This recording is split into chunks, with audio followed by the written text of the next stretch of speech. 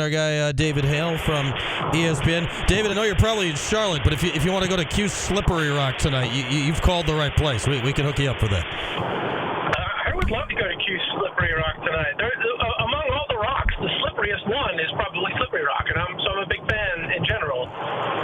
But sadly, no. Yeah, I'm several hundred miles away. Yeah, probably can't make it here by the 7 o'clock tip time tonight. But offer stands, David, if you change your mind here in the next few minutes. All right, so always interesting stuff comes up when I'm reading your Twitter feed. I love when you do the blind resumes. And this morning you blind resumed two teams, one who was ranked like third in the country and another that was ranked much lower than that, and much to the fun of people that like to boo Penn State. One was Penn State and one was Pitt. Where's Pitt fitting in the realm of the college football right now for you, as they're still undefeated? Yeah, it's pretty remarkable how overlooked they've been, and I'm not 100% sure why. They are the lowest ranked 7-0 Power 5 team, BCS conference team, in AP poll history at 18. That is, remarkably problematic in my mind, because it is a bunch of voters who said, I don't care about the record. I just don't think they're that good. And I'm struggling to understand that, given particularly if you watched any of that Pitt-Syracuse game, defense looked pretty good to me. And the offense has had its moments too. I think people were like, it was sort of funny how much the takeaway after the Syracuse game was, well, Pitt's offense isn't that good. Well, they were barely on the field. It's hard to get in a rhythm. I'm not going to suggest they're not that good. Do I think Penn State is a better team than Pittsburgh today? Yes. Is one team the third best team in the country and the other one the 18th best team in the country based on what they have accomplished so far? Absolutely not. And to me, it is sort of more underscoring that, there is a default, the Big Ten must be good idea that I'm not quite sure where that comes from. And there's a default, the ACC is bad idea that I guess I kind of understand where it comes from, but I think it's being exaggerated a good bit. Yeah, and it feels very pervasive, right, in everybody's view of everything, and we'll see for real, I guess, how important that is next Tuesday when the first college football playoff rankings come out this year.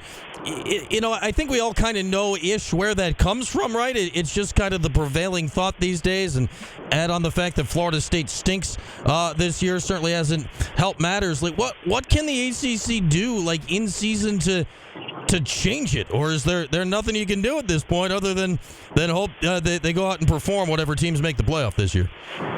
Yeah, I mean, the basic answer is that they've just got to keep winning and hope for the best, because you bring up Florida State, and they are such a train wreck this year on such a, it's a national brand that is a train wreck, coming off of a year in which they won the ACC last year. So do I think Florida State being bad means anything about the rest of the league? No, but it is how narratives get created. And then you look at Clemson played Georgia and got their doors blown off. NC State played Tennessee and got their doors blown off. These were the showcase moments for the league, and they all went poorly for the ACC. And so for people who are not watching on a week-to-week basis, I understand where that mindset comes from. So, I look at, Syracuse is a very good example of, that was a team that had one loss coming in. They had beaten UNLV on the road when UNLV was ranked. And then Pittsburgh blows the doors off of Syracuse, and it's somehow bad for both Syracuse and Pittsburgh. This is the wall that the ACC is up against. And frankly, I think the only thing that they can do is try to keep winning football games and hope that those other leagues sort of eat themselves so badly that it becomes impossible to ignore the actual records at this point. Yeah, crazy for Pittsburgh, right? It's a national TV game with an undefeated team and a one-loss team. The undefeated team proves dominant, and somehow that's bad for everybody. It defies explanation. It certainly would not happen in a lot of the other leagues out there. I'm trying to wonder, we go through every week. We do our power rankings. I enjoyed your colleague Andrea Adelson's ranking this week, where she had, 11 teams tied for fifth. What do you make of the league right now? I mean, you've got the four up top. I think think we're down to probably realistically, right, 4 that can win the league with Pitt, SMU, Clemson, and Miami. But what do you make of the depth of the league this year? Yeah, I think they probably lack. I don't know. Miami, I think, deserves to be in the conversation of like a legitimately high-end, win a couple of playoff games program. But people, the big moments that people remember from Miami are the Virginia Tech game and the Cal game that Miami did not play its best football. I mean, they went into Louisville, and that was a great offensive performance, but the defense was not good. I think there's just a lot of mixed feelings on Miami right now. And Clemson, the memory that people have is that they got their doors blown off by Georgia. And yes, they've won 6 straight, but not over great teams. And SMU, I think there's still people are trying to sell SMU to the world the same way Pitt is trying to sell itself to the external world, because they didn't come into the season with big expectations or buzz. So this is, that's the problem that the ACC faces, is that it's not, they just don't have the easy sell that some other schools and leagues have. And the middle of the conference is this big amalgam of sort of okay, maybe not great, playing a little above their weight class. Like Cal's a pretty solid football team, but they're 4. So what that they destroyed Oregon State and they won the road at Auburn? They're still 4-4. Louisville is 5-3. All 3 losses to top 25 teams, all by a touchdown or less, but they're 5-3. So it's funny how the record, as opposed to the underlying metrics, are held against some teams, and then not. If you're going to say we can't count Louisville as a good team because they got 3 losses, but we can't count Pitt as a good team even though they're 7-0. You're trying to have it both ways, and I think that's problematic for me. I think the ACC is fine. I think they're very much on par with the Big Ten and the Big 12, and I think the SEC probably is a little better than everybody else. But I hate these conference by conference distinctions, because none of it has anything to do with if Miami can win a national championship or Georgia or Ohio State or anybody. How Illinois is playing really does not make any difference into how good Indiana or Ohio State or Oregon are, other than when they actually play their game head-to-head that week. ESPN ACC writer David Hale is our guest here, looking around the league, and every week I try to concoct what is the dream scenario for Jim Phillips here going forward in the league with the new trophy out there that I've heard is easier to hoist, is what we learned yesterday. But it seems to me like there's all this talk of this tiebreak scenario, if if SMU, if Miami, if Clemson all win out, they won't play each other. It would seem to me if somehow there can be an ACC title game where either Miami or Clemson just beat up SMU, and then the other one's just sitting there not having to play in the game, that may be the easiest route for the ACC going forward. Yeah, 100%. And look, is there other alternatives to what the playoff looks like? Yes, but I think a lot of people have defaulted to this idea of the SEC is going to get 4 or 5 in, the Big Ten is going to get 3 or 4 in, 3 other conferences are guaranteed a bid, and so that means you have one wild card to play with, which either goes to the Big 12, the ACC, or one of those 2 leagues that's already getting in a bunch of teams. So it is incumbent upon the ACC to make sure that they get that bid. It would be great if they could get 3 in. I'm not holding my breath on that. Getting 2 is absolutely a necessity, though. And you're right, the best case scenario, because SMU is the one that I think everybody would feel they don't have the name recognition that Clemson and Miami. If you can get Clemson and Miami in, it's brands. You've not only gotten 2 teams in, but you've gotten 2 brands in, and that matters. If we get into nitpicking with the committee, it's hard for me to argue that brand hasn't mattered at some point. It clearly has.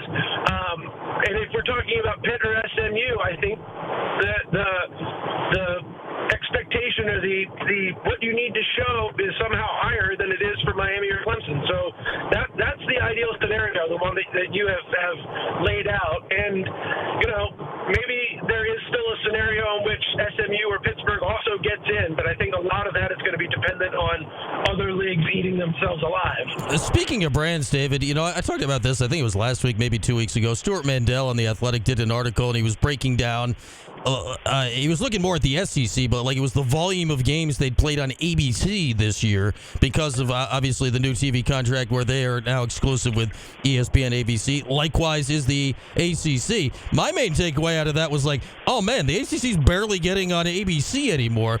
You talk about brands, and where it's going forward. How potentially damaging is that to the ACC when we look 3, 4, 5 years down the line?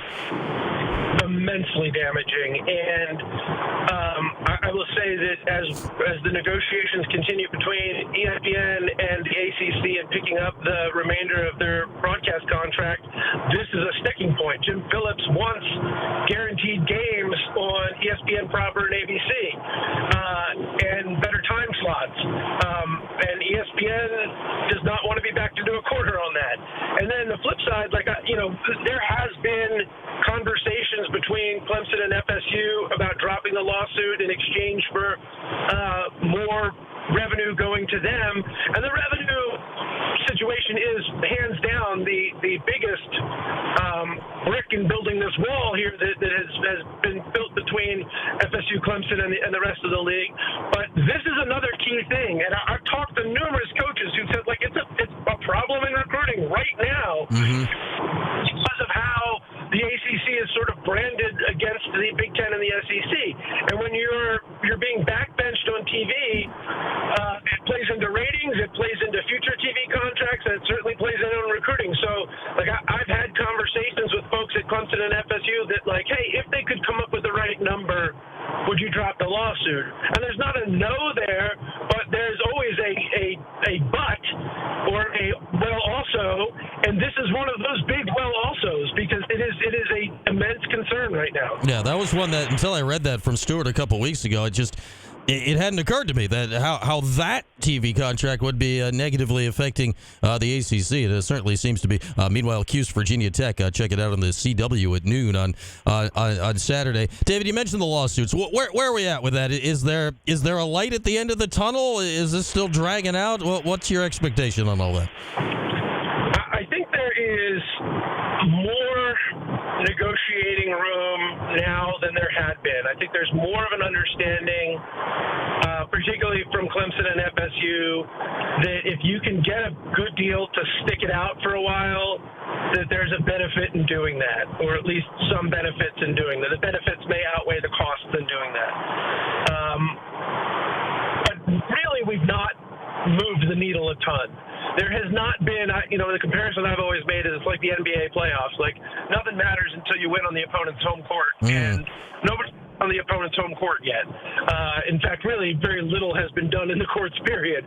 So, I think what you're seeing is a really slow process playing out really slowly, and everybody's sort of realizing, look, is there another off-ramp here? And certainly FSU's 1-7 season has probably softened their position a tad. And I think, everybody sort of realizes, too, and this is, to me, one of the most under-discussed portions of all of this, is that nobody knows what college football is going to look like in 3, 4, 5, 6 years. There's the new rounds of TV contracts are going to come up 29, 30, 31, and I think everybody expects that there is a real chance that life looks much different on the other side of that, whether it's private equity getting involved or networks getting involved and creating super leagues, whatever it is. You have to ask yourself, if the whole system is going to get blown up, do we want to pay $150, $200 million to get out now only to see the whole system blow up in 5 years? And is there a way that we can sort of put enough Band-Aids on the bullet wounds to get us to that point? And to me, I think that's a little bit of the calculus that Clemson and Florida State are looking at right now of hey, man, there might not be an ACC or an SEC or a Big Ten at all in 5 years. So what if there's there's a way to get us to that point where we have more information about what the future looks like, and then we cross this bridge. Yeah, it is darn near impossible to see into the future at this point with any sense of clarity. All right, lastly for you, as we got David Hale here from ESPN, covers the ACC so well. I know you talked to Fran at various points along the way. What do you make here at the midway point of year one Fran Brown at the Cuse? Look, I think it'd be hard not to consider it a success because they've largely been fun games. The team has played well. Like, even as bad as things were in the game against Pittsburgh, one of the things that I really took away from it was the continued support for Kyle McCord. Guys not hanging their heads and saying, here we go again. It was a lot of like, pat you on the shoulder, we got you, man, this is going to be okay. In fact, I talked to Kyle McCord the other day and got very much that vibe from him, like, yeah, man, these games happen, I wish it hadn't, but it's not going to define us. But a lot of that definition that story's yet to be told, and so much of why Fran Brown is there now is because of what happened on the back half of the last two seasons with Dino Babers. And so how does Syracuse respond? This is, to me, maybe the defining game of the season for Syracuse, because Virginia Tech is no pushover, but it is absolutely a winnable game.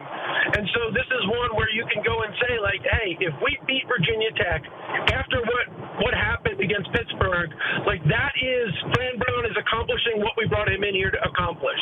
And I don't think everything's ruined if that doesn't happen, but I think this is a real statement opportunity for Syracuse right now. Yeah, no, agree totally with you on that, David. Agree totally. I say we've got Kyle's chips behind us here in the studio. Kyle's the same dude every week, like coming off 5 picks, coming off any of it. He's been a cool customer all season long for sure. All right, David, always good to chat. Still, if you want to get up here, we can get you into the Slippery Rock game, but I'm sure we'll catch up again down the line. I'll look into flights. We'll see what we can do. All right, thank you. There he is, our guy David Hale from ESPN talking ACC. All right, let's hit a break. Phone lines open when we come back at 315-437-7644.